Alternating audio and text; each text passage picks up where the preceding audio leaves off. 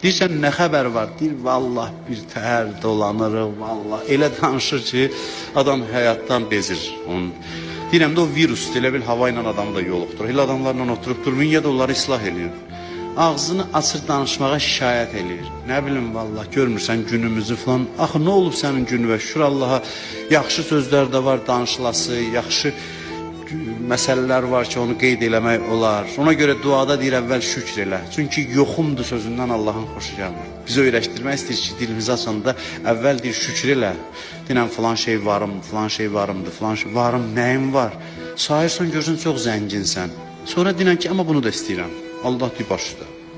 Allah da bəndəsinə baş üstə deyir. Amma əvvəl nəyim var, onu sadala bir. İmam Hüseyin ağanın Ərəfə duasına baxın, Allah qismət eləsin Ərəfə günündə Kərbəlada olmağı, həcdə olmağı, Allah bütün arzusunda olanlara nəsib eləsin. Orada Ərəfə duasında İmam Hüseyin əleyhissalam sadalayır neymətləri, bir-bir onlara şükür eləyir. Neyməti sadalamağa öyrəşmək çox yaxşı bir məsələdir. Yəni, dili yaxşı şeylər adət edəsən. Bundan başlayın, yatmaq, yemək və dilinizi danışanda sözlərinizi çalışın elə tənzimləyin ki, yaxşı sözlər danışasınız.